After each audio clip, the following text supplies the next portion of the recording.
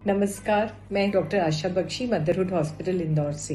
अक्सर जब आईयूआई करते हैं तो पेशेंट्स जानना चाहते हैं कि क्या इंस्ट्रक्शंस है, तो मैंने सोचा एक बार थोड़ा जो जनरल इंस्ट्रक्शंस है उनके बारे में बात कर लूं। तो यूजुअली हम टैबलेट्स देते हैं, इंजेक्शंस देते हैं, तो बहुत आवश्यक है कि आप डॉक्टर से पूछ लें कि क्या टाइमिंग है और वो टाइमिंग की पूरी पाबंदी रखें।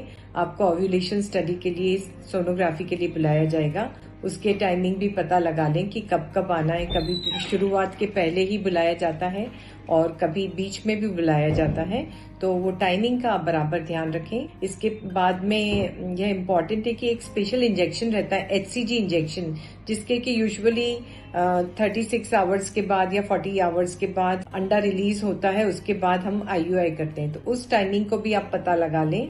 अक्सर लोग जानना चाहते हैं कि जब आईयूआई होता है तो साथ में संबंध बना सकते हैं कि नहीं, तो आप संबंध बना सकते हैं एक दिन छोड़कर, बट कोशिश करें कि आईयूआई के 1 या 2 दिन पहले संबंध ना बनाएं।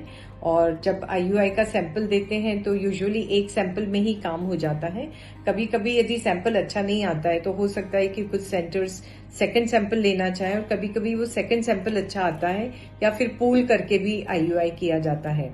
आईयूआई के बाद हम जब आईयूआई करते हैं तो प्रोसीजर कोई बहुत पेनफुल नहीं होता है। रूटीन में हार्डली हल्का सा पीरियड लाइक डिस्कम्फर्ट हो सकता है, मगर यदि आपको ज्यादा डिस्कम्फर्ट है तो आप अपने डॉक्टर को बताएं। और कभी कभी रूटीन में सिंपल होता है आईयूआई, कभी कभी सोनोग्राफी के गाइडेंस में भी होता है। और आईयूआई के बाद हम आपको 15 to 20 मिनट्स रेस्ट कराते हैं। उसके बाद आप अपना रूटीन सब चालू रख सकते हैं। ऐसा कुछ नहीं कि आपको बेड रेस्ट पे रहना है या मैं तो कुछ काम ना करूं, ऐसा बिल्कुल नहीं है। You continue with your routine activities.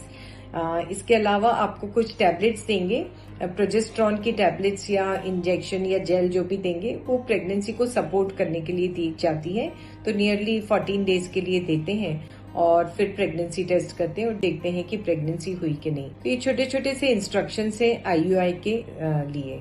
So thank you for now.